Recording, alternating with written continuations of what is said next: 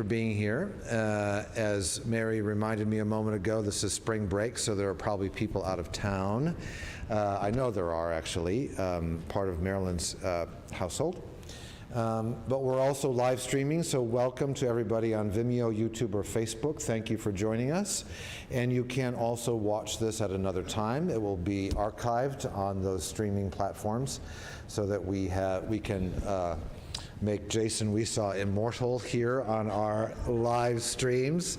I'm really, really happy and excited to welcome back to All Saints Jason Weesaw. He was here, many of you will recall, last summer for one of our Crossroads of Healing events. And we get to hear a little bit more from him this morning, and I'm really happy about that. Jason is a member of the Pokagon Band of the Potawatomi Nation here in Michigan, and a multimedia artist doesn't quite capture it. Jason does a lot of really fascinating work, which you're going to hear some more about in just a moment, and I'll let him introduce himself to you more fulsomely, and I'm just so grateful for the generosity of your time. Thank you. And as we have been in this series during Lent, we have been exploring our relationship to the land as a spiritual practice and getting various perspectives on that. And to begin this final installment in that series, I'd like to do what we've been doing all Lent long, and that's to start with a land acknowledgement. So let me begin with that. Over 500 years ago, the Potawatomi, Ojibwe, and Odawa nations migrated from the Atlantic seaboard to this Great Lakes region. All Saints Parish occupies unceded land of the Pokagon Band of the Potawatomi, who were Jason's people, who were unwillingly removed from this land, and many of them suffered and died during that forced migration along what is known as the Potawatomi Trail of Death. We grieve this injustice, and we especially do so during this Lenten season as we seek and pray for appropriate avenues toward reconciliation and healing. So I'm really happy to have Jason here with us this morning. He's, I'm sure he wants me to say, he does not have COVID. He's had a cold, but he is recovering, so his voice is just a little bit hoarser than usual. But we're glad you're recovering, and we're glad you're here. So come on up.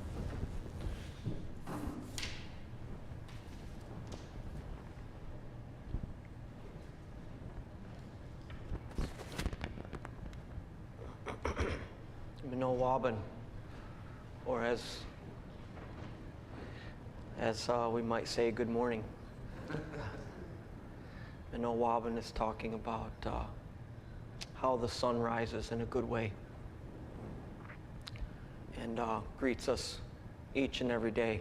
That most beautiful gift from the Creator, that we get another opportunity to live here on Nokmuskegna, or Mother Earth. And traditionally in our culture, that is a time when we're urged by our elders to be out with our medicines in our hand, in our left hand, the hand that's closest to our heart, and to be waiting to greet that sunrise. Because as Potawatomi people, as keepers of the fire, we have a connection to the original fire, or to Kachegis as the sun. And so it's a really important time of day for us to be up and ready and just thankful and acceptance for another good day of life. And so I felt that this morning already as I battled through a pretty tough 8 or 9 days of fighting off this cold, and just a lot of different things going around. A lot of things going around for more than 2 years now. And some much more serious than others. But yes, just a cold for me, but it felt really good to rise this morning and open up the window as I was taking a shower and getting ready and hearing those springtime birds, because they certainly they have a calling and I guess a chorus about them that lets you know it's time to wake up and It's a different time of year, more than wake up, but to come back alive again after a long winter of hibernating and kind of just going within ourselves and huddled closely within our families and our communities to try and get that strength so that when spring does come that we can emerge like the flowers do. So I automatically started feeling better this morning when I heard those birds and in preparation for coming here today. So Miigwech, or thank you again for having me. I don't really know where the conversation is going to go exactly this morning, so perhaps it's good to have this slideshow. But you know, the intersection of spirituality, our connection to the land, my own understandings of life and my individual path as a human being, and how that's shaped because of my culture. And then also the connection to the objects that I make or the things that we do with our hands as human beings. I think there's an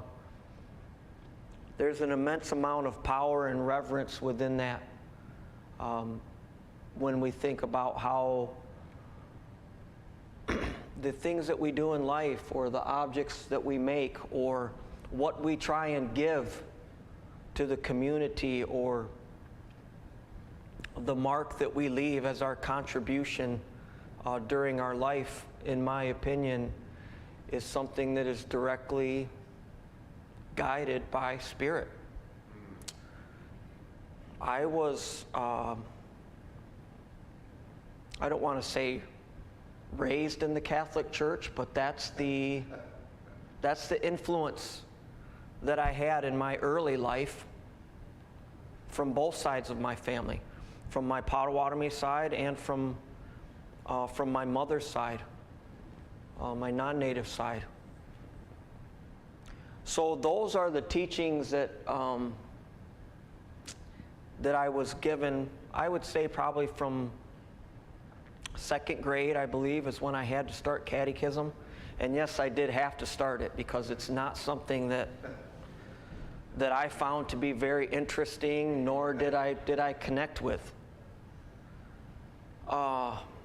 Because from my very first memories of my life as a very young boy, I always felt an enormous connection to Spirit. And so you'll probably hear me refer to Spirit a number of different times as we conversate. And hopefully this can be a dialogue, even though many of you are only here virtually. But by all means, if there's things I'm talking about that you don't understand or questions you have, you don't have to wait till the end. This can be more of a dialogue. But as we go through our talk today, you're going to hear me reference Spirit a lot because that's how I understand it. And that's how I've always understood it, as I said, from my my earliest memories as a very young boy. So I always wanted to know what it meant to be Potawatomi. Teach me to be Potawatomi. Teach me about our language. Teach me about our culture. I want to know our songs and dances. I want to see the things that we made. But those aren't the influences that I had. So there's things that I understood in my heart as a very young boy before I ever could logically make sense of them with my mind. And so I think it was a gift that my parents and grandparents tried to give me by having me go through my first communion and those kinds of things. But I never connected with Spirit through that religion. And I'll preface it by saying, you know, I'm by no means a scholar or an academic. I don't read that much. So I'm not studied in, you know, the different religions or spiritual ways of the world or a lot of history of the world. I'm just a really simple person that tries to have really good relationships based on who an individual is. in my interactions with them. And so, despite that gift that they tried to give me, I think that I always had an individual path that I was upon. And it wasn't something that I was ever going to let go of. So regardless of what church I was tried to be raised in, or even in my early schooling, K through 12, and even through a lot of my successes and failures in higher education, what I really wanted to know about was, teach me how to be Potawatomi. Teach me what that means. And I'm very fortunate to say that my family in my teens ended up introducing me to some mentors and elders in our tribal community. And so from then on in my life, my path began to make a lot more sense to me as an individual, which is very important, because I think as individuals, as human beings, we have to know what our own skill set, what our own gifts are that we are to share in this world, because it's then that we can go out and that kind of ripples into our family, into our community, and even further out, depending on, you know, how strong our influence might be. But it's very important to know yourself as an individual first and foremost, in a positive and in a really clear way. And fortunately, it was the elders in my community that were able to do that. But also, in a respect that's even more profound and more clear to me, in those times as a young boy that I didn't have the teachings that made sense in my head like what I felt in my heart, the place where I first learned about life and about spirituality and about my path was just in being on the land and spending time on the land, in the woods, along this really beautiful, shallow stream where I grew up near Mattawan, Michigan, so not too far from here. But always just having the urge to be outside and to be in the natural world. Sometimes I was with other people, oftentimes I was by myself. So I really believe that the land and that spirit itself was my first teacher. And I think oftentimes we feel like we have to learn things from other human beings or from a book, you know, that's the way that we learn. But there's a lot of ways of learning. So like I said, I don't know exactly where we're going to go with this, but I think it's important to preface those kinds of things before we just jump into what we may see here on the screen as it pertains to my objects, because my objects, I think, are and my creations are in a lot of ways my most successful form of communication with other human beings. But it's important to note that you know, the teachers and elders that I come from, and one of those teachers that I'm always thankful to, and why that time of day that I was talking about, of having our medicines ready to place down humbly and respectfully on Mother Earth, because the earth is my first teacher. And so as we jump into this, you're going to kind of see an evolution of objects that I've created. And I think a lot of times when people are thinking or interacting with other Native Americans, a lot of what seems to come up is this idea about Native people and our history. But what I don't think comes up enough are the ideas about Native people and our futures. And I don't just say what the future of Native people are, but I mean what is the future of humanity especially in a time like what we're starting to get into now, in that Native people have a voice in what's happening, unlike we've never experienced in this country to date. It's always been the kind of things where Native people were feared or misunderstood or cast away. And so now I think we're coming into a time where our voices are very much needed and are heard in a way that we haven't previously been heard. So in a piece like this, which is my reinterpretation of a traditional seed jar, so seed jars would be something that would be very important because, you know, the vibrancy and the ability for those seeds to grow in the next growing season is something that our people physically depended on for life to be able to eat. And so storing our seeds in somewhere that's not only safe but also beautiful is something that's very important in our traditional culture. And when we think about seeds as givers of life in the same way that women are, they reproduce life, and they enable that circle to be able to continue. So this beautiful seed jar, though it's a very humble piece, is a piece that I'll always remember, and something that I'm very reverent about.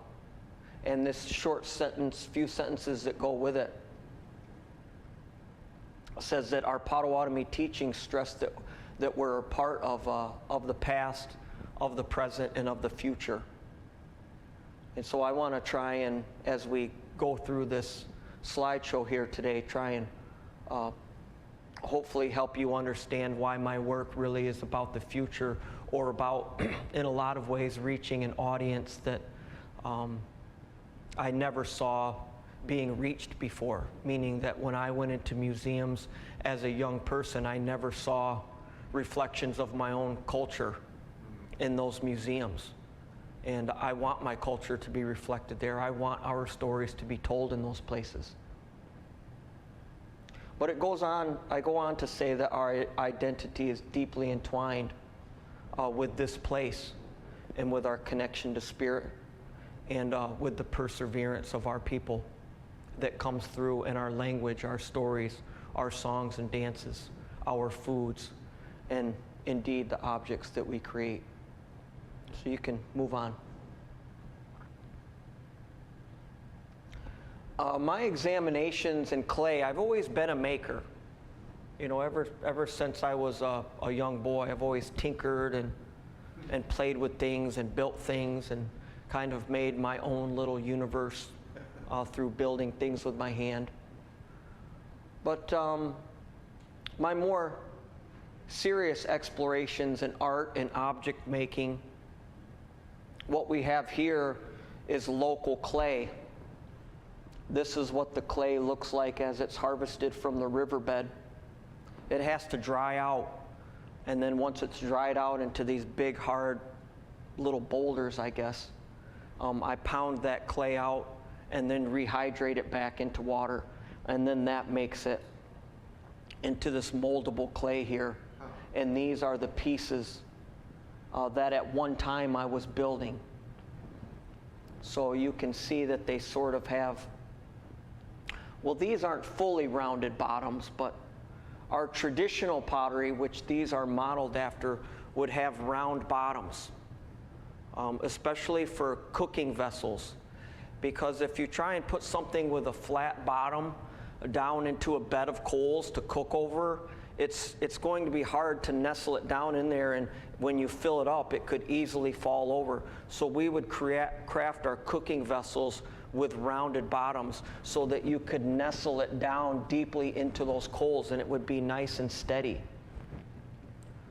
These are modeled more after storage jars that we could use to store maple sugar cubes, berries, dried meats, even seeds, whatever kinds of things that we were eating and trying to store. So these would be lidded and then buried into shallow pits in the ground that would act like a refrigerator. But I never had really the intention of building historical pots. I wanted to learn enough about this process of harvesting, making the clay workable, building the pieces, and then firing them outdoors in a traditional firing. I wanted to learn enough about it so that I could say I knew how, but I always was moving forward and looking ahead, because this isn't a tradition that was kept alive within my particular tribal community. And I had mentioned my grandfather and my great uncle in conversation with a few people as I walked in today, and they're 91 and 97 respectively, but neither of them knew about clay being worked as a traditional art form in our community. Unlike the beautiful Gokpanagan or the black ash baskets that Kelly talked about last week, that's kind of like the quintessential Potawatomi or Anishinaabe art form that has been carried down in a very strong and strict fashion throughout the generations. An art form like this has been relatively lost within the community, but I've kind of worked to try and bring it back, and have taught quite a bit in the community and also the non-native community as well. Okay, you can move on to the next slide. So you saw how they were just kind of like a plain gray in the previous slide. These are what the forms look like after they have been fired. So they take on the smokiness that comes from the outdoor firing. So that's just how the fire and the smoke itself, I sort of say they kiss the pieces, and they put those cloud forms on there. But you can see how they're textured, and the rounded bottom and scalloped rims.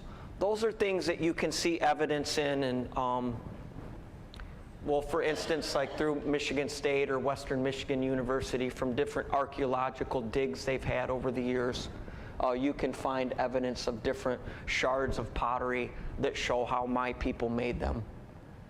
So they're very special pieces. They have a strong spirit to them.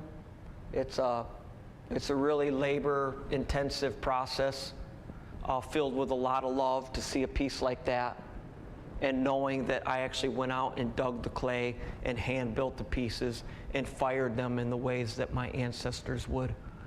So they're beautiful pieces, but again, for me it was about looking into the future, looking forward. Question?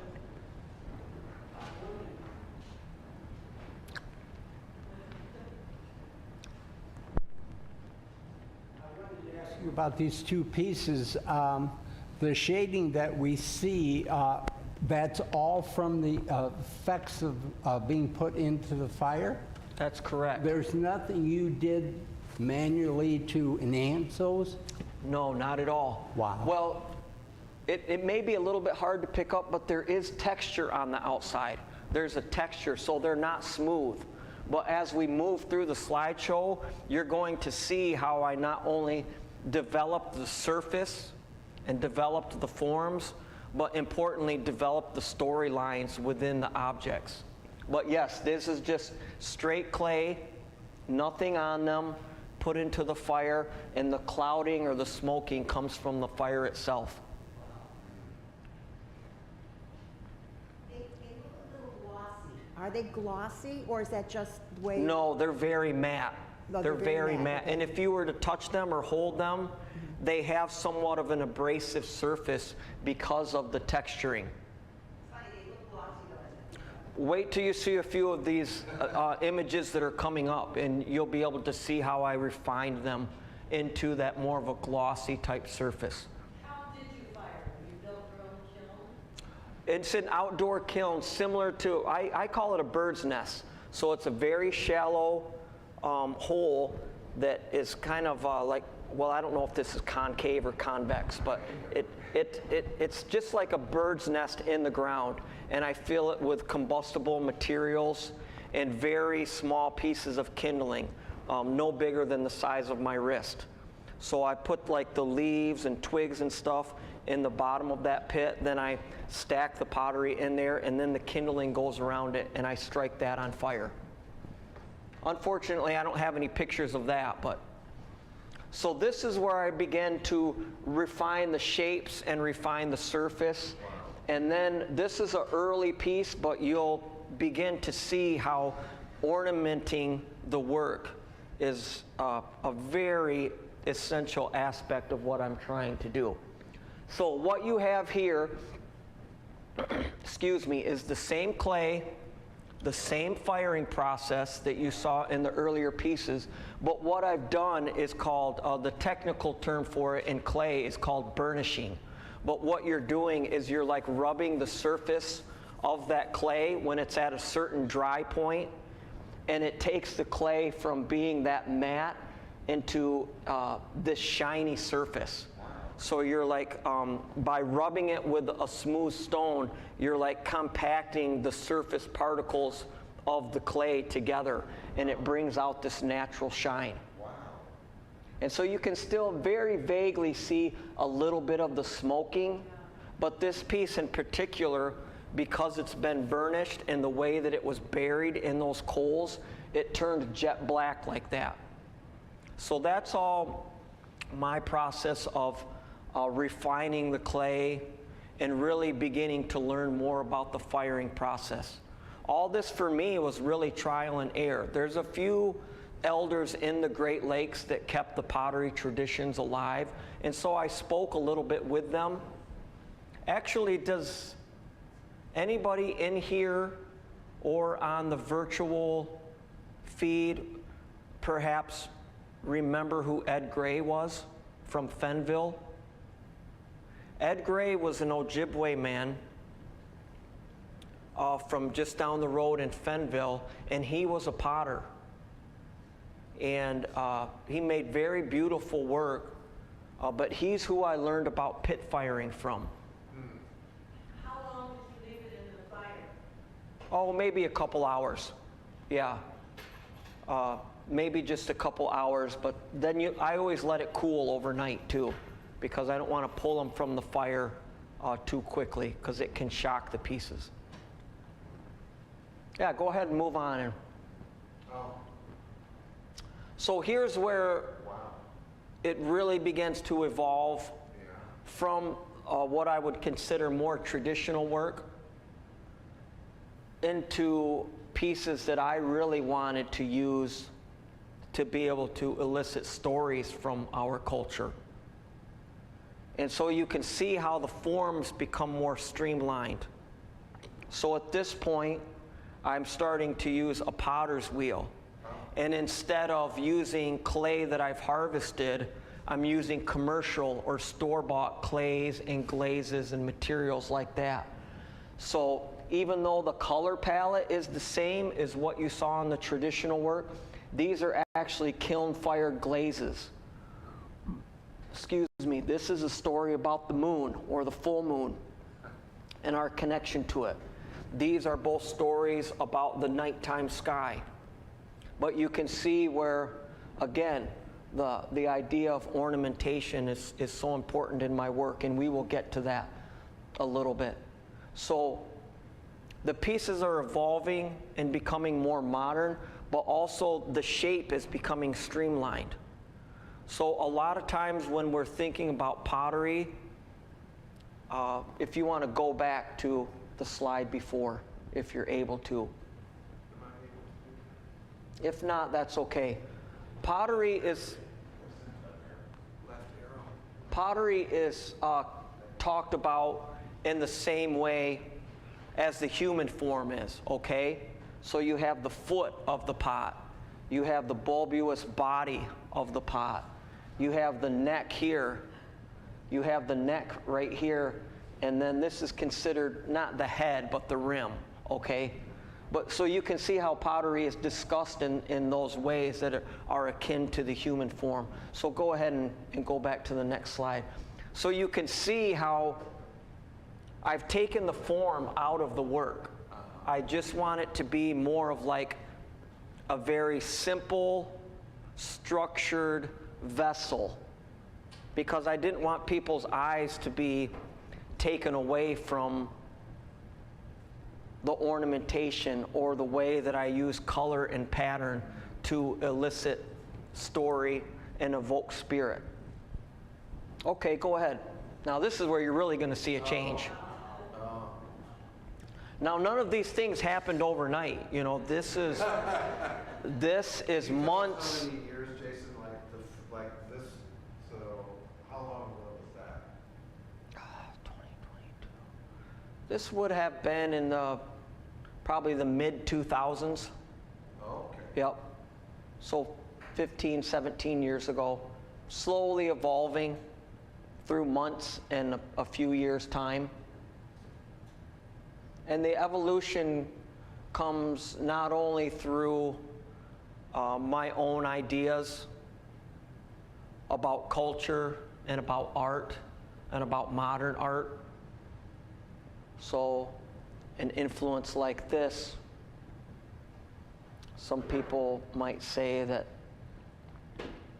when they see a work like that they can see aspects of Joseph Albers or Mark Rothko in the way that the glaze is applied in here. Because as I alluded to earlier, when I would go to museums like the Institute of Art in Chicago, I loved the work there. But then when you walk into the Native American Hall, it's like all these busted up 2,000 or 3,000 year old pieces of pottery. Like there was never any contemporary native art.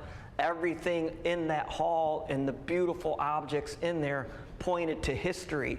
It didn't point to present times, nor did it point to the future. So many of my influences come from contemporary artists and modern abstract expressionists. Question? Yes, can you tell us the size of these? I mean, are they giant or? No, they're more like pedestal pieces. I'd say 14 to 20 inches. Yeah, so, you know, maybe this big. Oh, bigger than what I thought. And the bristles, is that horsehair? This is dyed deer tail. This is feathers from an indigo bunting, which they look gray in this slide here, but does anybody know what an indigo bunting looks like? It's the most beautiful blue. It's almost a tropical blue that you would not expect to see in the northern woodlands here, but it's a very beautiful bird. So this type of imagery, I can probably name on two hands how many times I have ever made literal or realistic type imagery in my work, because I jokingly say that and affirm with passion that yes, my work does come from a deep place of culture and it tells Potawatomi stories, even though it doesn't have wolves and wigwams on it, okay? Like those aren't the way that I interpret our stories. I interpret them in a very different visual language. But either way, you can see how the form is becoming less important, but the color and the way that the color is used, and especially the way that at the top of the piece the work is ornamented, how that becomes important. Now, what I will say is important with these vessels in particular is that 90% of the time they are lidded vessels. All right, so the vessel is a very important part of the stories that I'm trying to tell. And again, that goes back to the human form of how we are merely a vessel for spirit. And so these pieces have a certain look to them, right? Just as Father Jay looks the way that he does, I look the way that I do. We all have an individual look, but what really makes us who we are, what really composes our essence, is what comes from the inside, what we exude through our spirit. And that's what is important about the ornamentation, is that it's almost eliciting or alluding to that spirit that emerges from within inside a vessel. the spirit within a song, within a story, within an object. So that's why the ornamentation is so important.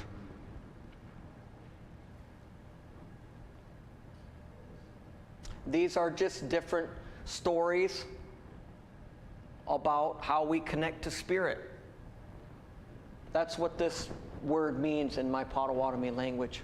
It means, Minedo means spirit, but with the K on there, it means multiple spirits. So we understand it as Keshem Nido, the great spirit, the creator, or some people would refer to as God, okay? So we don't necessarily believe that there's, or pray to many different spirits, but rather, as Potawatomi people, we see spirit in everything. Objects that people may consider inanimate, like a stone. We see a spirit even in that stone. And how I personally know that's true is because if you think about how many thousands of years it took for that stone to be created and to end up in a little spot in the woods underneath a tree. And as Potawatomi men, we go out and we gather these stones and we bring them back to the sweat lodge. Those stones are placed in a fire and heated up for a couple hours until they're glowing red, and then they're carried into the sweat lodge. And excuse me, that's a traditional ceremony that we have. So in the middle of that sweat lodge, the glowing stones are there, and as hot water's poured over them, that steam that comes up provides a physical and an emotional and a spiritual and a mental type of healing for us. A very, very old ceremony. And so it's at that time that we understand as human beings that that stone that just sat there in the woods and didn't move, that stone finally had its meaning fulfilled, that it came into that ceremony to provide healing for us. And so we see the life force even in something like a stone. And so that's what a lot of these pieces are about, is about our connection to spirit and how the stories within our culture so lovingly embrace that idea of how we are so dependent upon everything in creation, and how it's important that human beings understand their position within all of creation. Not that we're dominant, but rather that we're dependent upon so many things that we think we're dominant over. So many of those things from the natural world. Go ahead. This piece here, for instance, is about our connection to water. How we travel by river and how water nourishes us in our life. How we're composed of water. This piece here is about a way of, a ceremonial way of healing within our culture that is mainly practiced by men. It's open to women too, but it's mainly practiced by men. And it's called the fast, or we call it makadake when we go out into the woods by ourselves just to reconnect with the land. And that's what that piece is about. So you'll see this kind of reoccurring theme of like a window or a doorway to look into life through. And that's what our culture, for me, is. That's what the stories of our culture and the ceremonies of our culture, for me, is. It's like a doorway or a window into life. And those things are very relevant and they're very vital even in 2022. And so that's something that I think we struggle to understand is, well, how does our old culture, how do our old ceremonies, what relevance do they have in today's world, when really all I need is to go down to Meijer's when I leave here and I can buy everything I want, and when the house gets cold I just turn the heat up, and when I need new shoes because they're all torn and tattered I can just go and buy new shoes. So we live in this very modern world where we think everything is right at our fingertips. So we have to be very intentional about the way that we interact with our culture and with our ceremonies. And when we do that, then we find out that they're timeless. And so, along with spirit is a lot of mystery too. There's a lot of unknowns. There's things that we may never know or really come to a deep understanding of. And so that's where our faith comes in, right? So we just have faith and we carry that belief. And so transforming from those very rigid structures, what I would refer to as very male forms, because when you look at those earlier pieces that I showed you, those beautiful curves, those soft edges that remind us of females, of our lovers, of our mothers, of our grandmothers, the forms that I was making were very strong and upright and male forms, right? But the way that I was ornamenting them, that's what I was using to try and soften them up and like draw people in for a closer look. So they didn't see this really, stoic, strong man standing there, but they would begin to see the spirit of that vessel, the spirit of that man, of that human being. So from those really structured, rigid vessels, these are very large wall platters.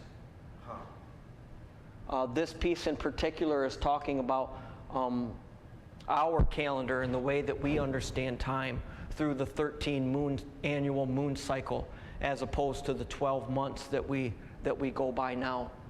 So again, the important part is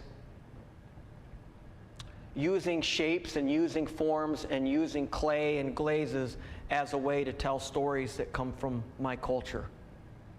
Go ahead. These are large wall tiles. So the back part here is clay. They're textured and glazed and kiln fired. And then these in the center here are paintings that are superimposed on top of the clay tiles. This piece here in particular, the name of it is Badasage, or First Light. And so if you're out at that early time of morning like I was talking about earlier, you'll see how that first ray of light kind of breaks the day in a really beautiful way. This is a piece that was in reference to our elders and the teachings that come from our elders. And so you won't really, you don't really see that as you look into the pieces, because it's very simple blocks of color, simple shapes and forms with a lot of color. But that's just how I relate these stories and the teachings and the interactions as they've come to me in a really simple way like that. I like the little red line that's almost like the sunrise on the Yeah. And really what that red line is denoting is a connection between the spirits of the nighttime and the spirits of the daytime. But what you'll see very strongly in my work, and as we move forward into some of my drawings, is what some people might refer to as horizon lines in my work, which is a very classical, aspect of creating art.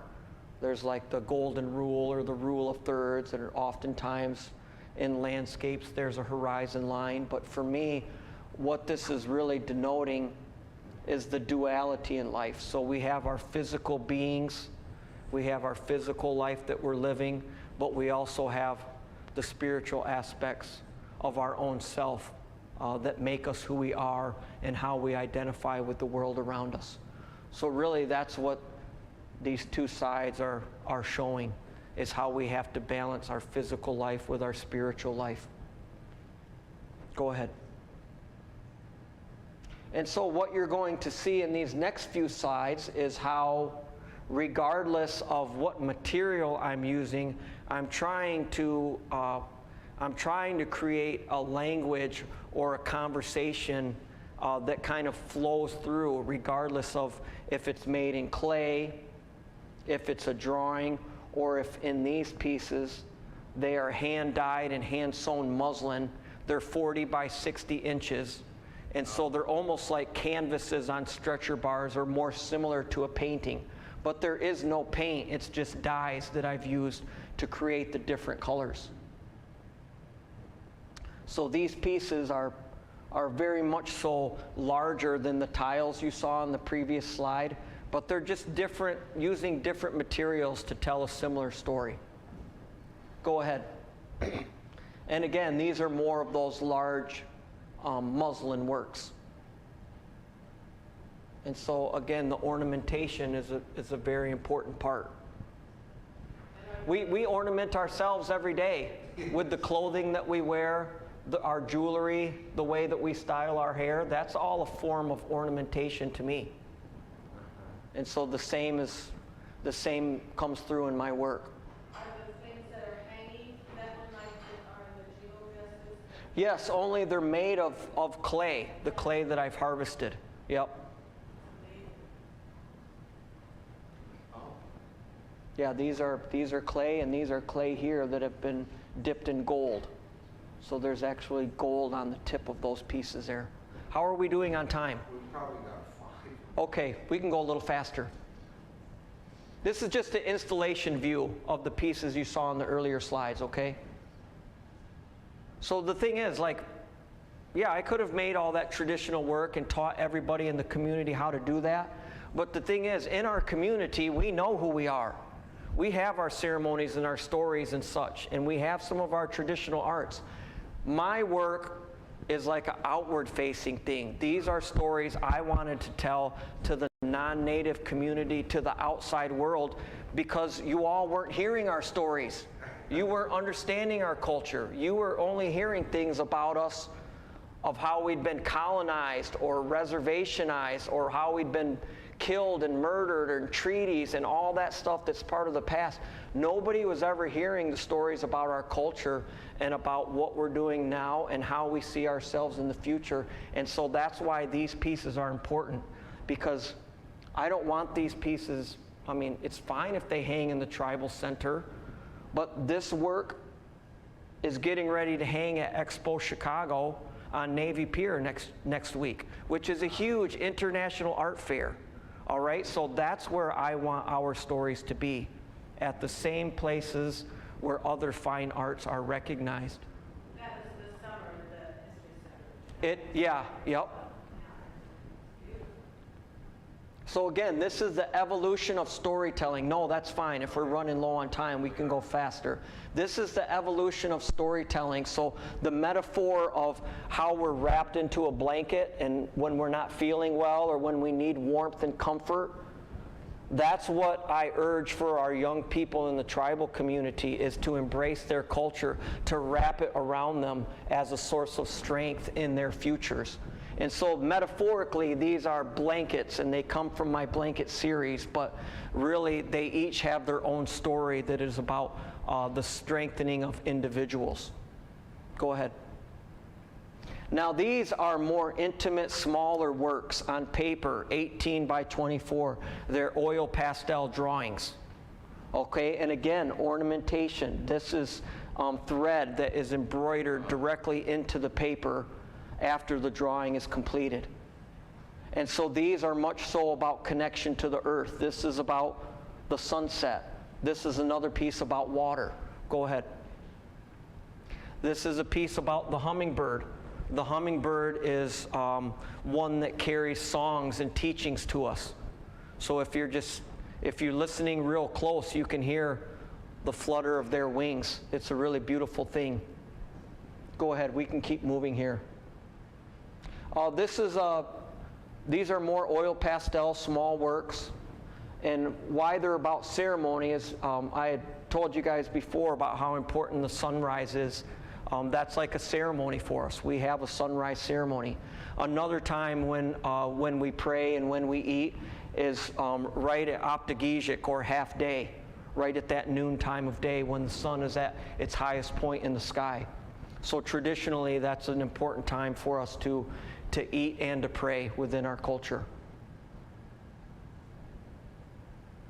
So these next few slides as we finish up are just how I'm trying to relate to you guys, that regardless of if it's a drawing that's been embroidered, or a highly stylized ceramic piece that's been glazed and fired, how there's kind of like an aesthetic between the mediums, that they all kind of, they have this flow of conversation that goes between them. Another clay vessel and another drawing. So this is, when I talked about having our medicines ready in the early morning time, this is one of our most important medicines here, that a couple of the elders and my children, we all work together and grow that medicine. And then, so this is what it looks like just about the time when we're getting ready to harvest it in the late summer. And then this is how I reinterpreted my love and my affinity for that plant in my own artwork. What is that plant? It's a very old form of tobacco. And how do you use it? Do you ingest it? Yeah, we can smoke it in our pipes, or say we're going out to pick berries or to take something from the earth. And in our ways, we always offer something first before we take. So these are some of the more functional pieces that I use. These are shishiguanuk, or rattles, that people use for singing our traditional songs. So I make a lot of this kind of stuff too, that you wouldn't find exhibited in a gallery or at an art show. These are things that I make for people in the community, like what I would consider functional artworks. But that's the thing, you know, our people always made, whether it was pottery or our clothing or the way that we decorated our homes, our objects were always functional but done in a beautiful manner. So there is no word to translate art in our Potawatomi language. It's just, we would say like Minope Madzawin, or living a good life. And these are small, what I call smudge bowls. They're handheld bowls, and we use them to burn our medicines. So traditionally we would use a big shell to burn those, but these are kind of like my interpretation of that shell, but with a very functional use. And I think that's it. They almost look alabaster Yeah. in your reference. Yeah, and again, so these are the traditional clay that I've dug up. They've been thrown on a potter's wheel. The inside of them has a glaze. That's why they're shiny on the inside. But the outside is just that natural clay. And so you can see how the fire has a different clouding effect, and it gives it that color. So are you teaching your children? You wanted to know about your Potawatomi heritages. Are you being able to pass that on to your Oh, own? absolutely. My kids know more about our culture, our language, our ceremonies at very young ages than even what I do today, you know, because kids understand things in a different way than adults do. And so would I say, you know, that out of 3 of them, none of them are really taking an interest in art. I mean, they've always been around it, but no, they kind of do their own things. But yeah, I would hope they've learned a lot from me. I sure have learned a lot from them. So that's what I've got for you today, but I really appreciate the invitation here. Hopefully it helps you understand about how my artwork and my philosophies really come from my understanding and connection to the natural world. Thank you. Thank you, Jason. Thank you.